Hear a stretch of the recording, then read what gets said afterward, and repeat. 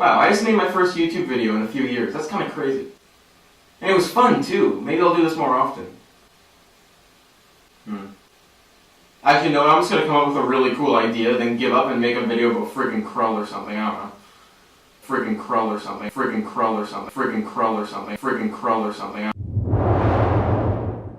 Well, shit.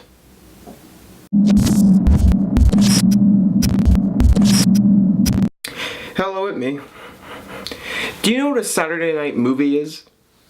A Saturday night movie, at least in my opinion, is the type of flick you watch late on a Saturday night, surrounded by friends. You order a pizza, crack open a few beers, switch off the lights, and watch something completely and utterly insane. Now, there's a guideline to what a real Saturday night movie is. 1. It has to be from the 80s. I mean, that's just a given. 2. While the quality of films can range, the best Saturday night movies are always the cheesy ones. You know, it's the type of movie where you can sit back, relax, and just have some fun. And finally, the film must have a devoted cult fan base. Some real Saturday night movies may include Robot Jocks, Cobra, Spaceballs, the 80s Punisher movie, Reanimator, Flash Gordon, Commando, the later Rocky movies, Escape from New York, American Werewolf in London. I mean, really, the list is just endless. Okay, but what movie is the greatest Saturday night movie of all time? What's my personal pick? I'll tell you what it is. Krull.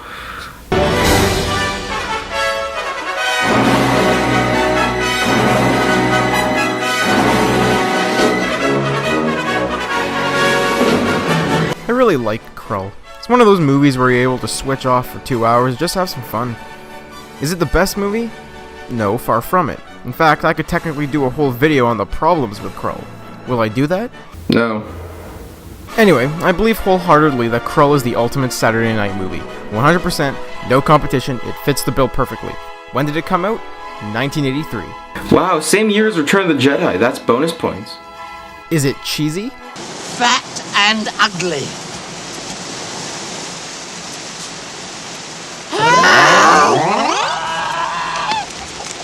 Very fat, very ugly. Yes, very. Does it have a cult fan base? Yes, indeed it does. Well, gosh diggity gee whiz, this film seems to check off all of those boxes. But what makes it the ultimate Saturday night movie? What are the specifics? Well, Number 1. The plot. I think the plot of Krull was thrown together in 20 minutes because the writer realized he had 20 minutes to throw together a pitch for studio executives. Like, it's literally about a prince/king named Colwyn who needs to rescue his princess bride, No relation to that other movie. who is kidnapped by a big scary villain who is keeping her captive. Along the way, he makes friends, discovers deep stuff about himself, and even has a King Arthur Sword in the Stone type moment. We even have cool creatures and several magical characters. What I'm trying to say is that this is the least original plot of all time. Hell, it bears more than a passing resemblance to the 1985 Ridley Scott movie Legend, but I'm really not going to get into that right now. But really, what more do you expect? It's a movie that came out in the wake of Star Wars and Conan. So what do we get? We literally get a sci-fi medieval fantasy. And hey, that's cool in my book. Is it Shakespeare? No, not even close. The amount of plot holes and things that go unexplained could fill a whole other video like I said before. But hey, that's what you need sometimes on a Saturday night. A random, pointless, and nonsensical story that you can kick back and have some fun with. Number 2. The great soundtrack. Every great movie needs a kick-ass soundtrack, and Krull is no exception to that rule. James Horner, fresh off of the epic soundtrack of Star Trek II, provides a powerful and woeful soundtrack to the world of Krull. Composing a soundtrack to such a strange world is a mighty challenge, and Mr. Horner gave us one of his all-time greatest in my opinion. The soundtrack has everything. It has hints of classical fantasy music,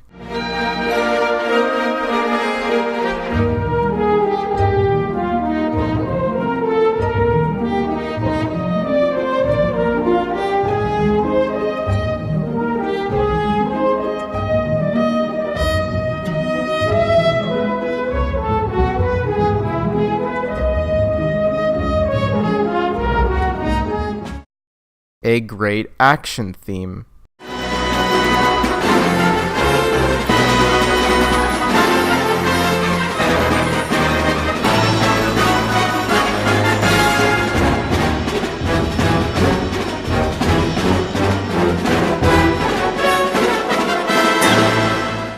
a sinister track for the villains.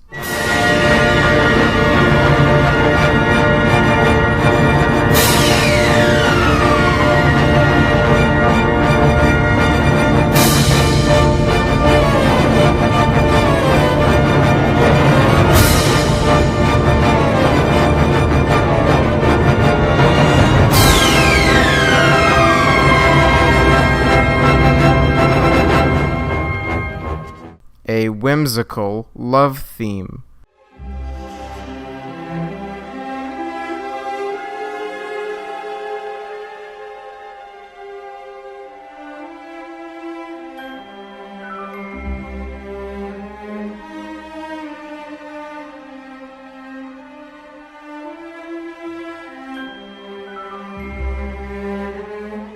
And of course, a memorable main title track.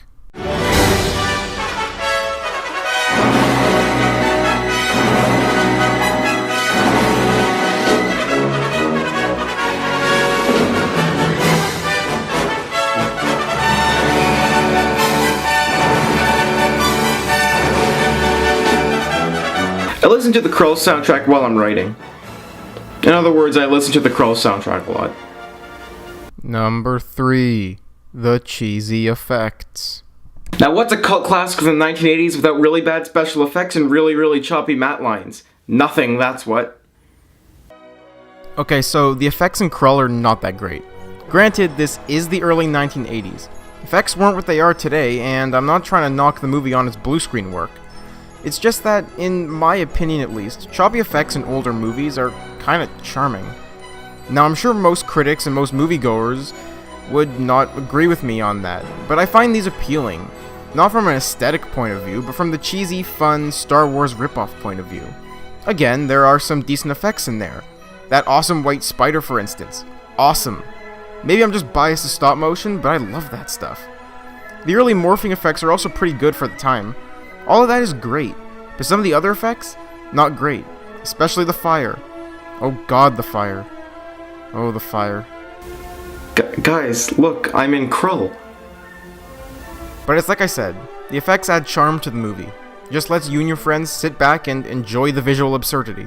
Basically, the movie's best viewed when you laugh at the effects rather than take them seriously. The creature effects, on the other hand. Number 4. The creature effects. The creature effects are really cool.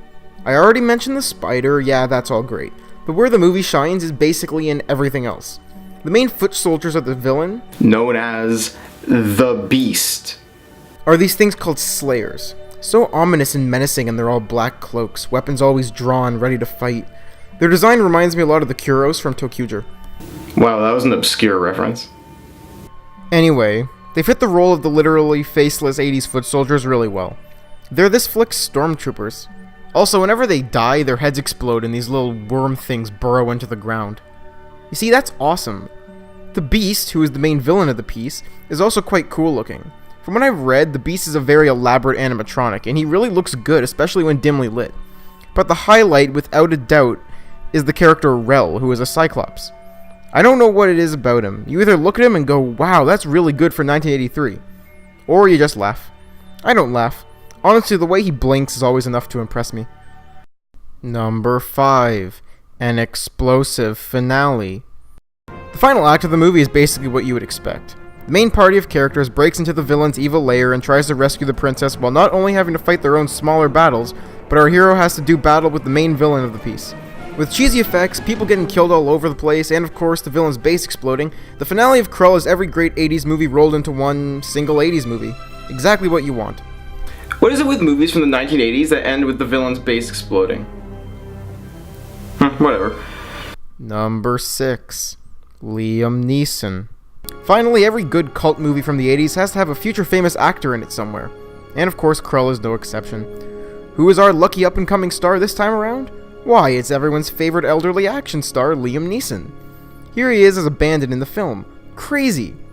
Wow, I bet he survives the whole move. Oh no. Oh no. Oh god. In conclusion, I love Krull. Am I saying that Krull is a movie for everyone?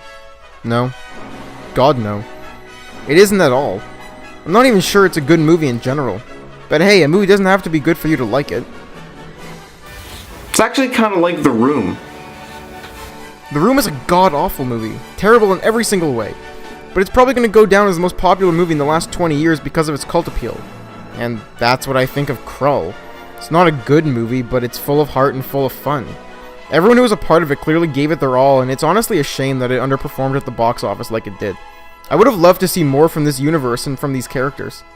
Will that ever happen? Will we ever get a sequel or a reboot or a remake to Krull? Really, only time will tell. But until then, we have my favorite cult classic to continuously watch over and over, especially on Saturday nights. So the next time you have a free weekend, gather your friends, turn off those lights, and pop in Krull.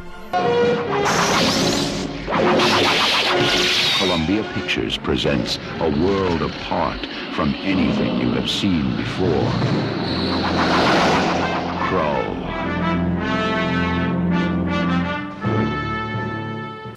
Or, you know, you watch the first episode of Ultraman or something.